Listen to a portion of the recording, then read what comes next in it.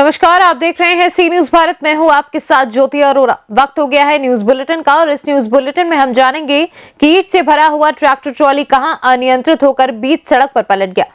किन की बेमियादी हड़ताल से ग्राम पंचायत के समस्त कार्य जसपुर में प्रभावित हो रहे हैं और केंद्र की मोदी सरकार के वादे खिलाफी को लेकर जमकर बरसी कौन सी कांग्रेस ब्लॉक अध्यक्ष। इन सभी खबरों को जानेंगे विस्तार से, तो आइए नजर डालते हैं इस वक्त की बड़ी खबरों पे।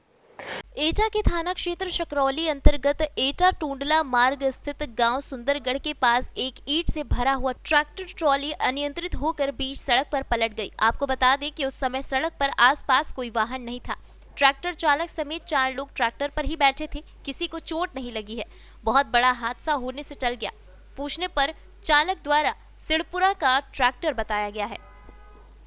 एटा से सी न्यूज संवाददाता रमेश जादौन की रिपोर्ट। ग्राम पंचायत सचिवों के बेमियादी हड़ताल से ग्राम पंचायत के समस्त कार्य प्रभावित हो रहे हैं। वहीं ग्राम पंचायत सचिवों ने भूपेश सरकार की वादा खिलाफी को लेकर जमकर हल्ला बोला। जनपद अध्यक्ष कमल भगत और रवि शर्मा ने सचिव संघ का समर्थन किया। छत्तीसगढ़ के ग्राम पंचायत सचिव अपनी एक सूत्रीय मांग को लेकर काम बंद कलम बंद करते हुए अनिश्चितकालीन हड़ताल पर है। सचिवों के बेमियादी हड़ताल से ग्रामीण क्षेत्रों का कामकाज काफी हद तक प्रभावित है।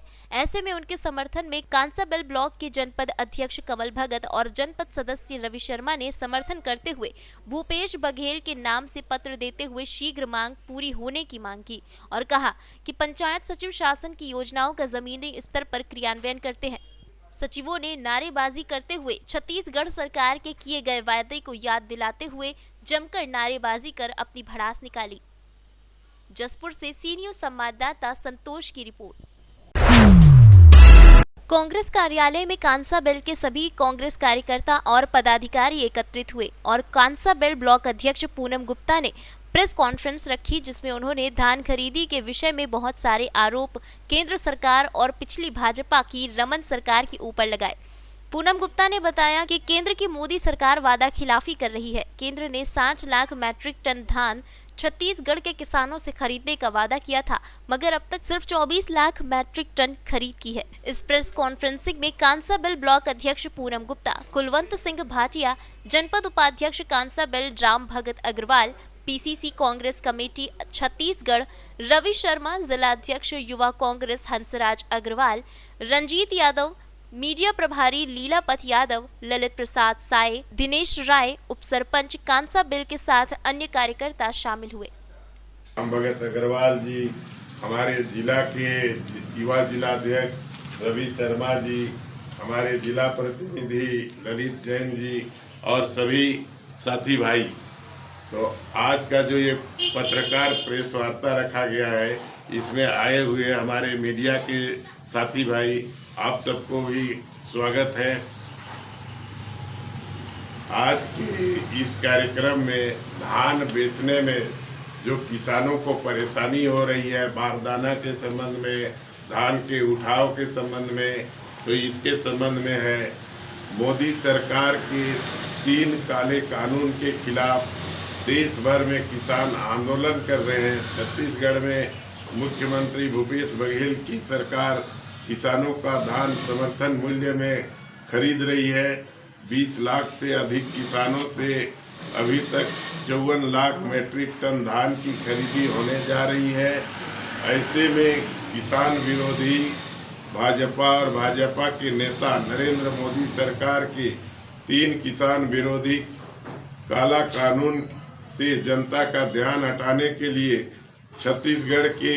छत्तीसगढ़ में किसानों के धान खरीदी के नाम से राजनीति कर रहे हैं। किसानों के शुभचिंतक होने का ढोंग कर रहे हैं। मोदी भाजपा के किसान विरोधी चरित्र से छत्तीसगढ़ ही नहीं, पूरे देश भर में किसान जान चुके हैं। भाजपा ने कहा था कि स्वामीनाथन कमेटी की सिफारिशें लागू करेंगे, किसानों को फसल की लागत पर 1.5 गुना जोड़कर दाम देंगे, नहीं दिया।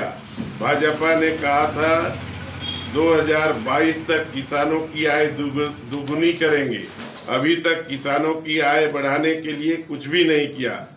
मुख्यमंत्री भूपेश बघेल सरकार के किसान हितैषी कार्यों से छत्तीसगढ़ के किसान खुशहाल हुए हैं। किसानों के कर्ज माफी का लाभ 20 लाख किसान परिवार को मिला। केंद्र की मोदी सरकार वादा खिलाफी कर रही है।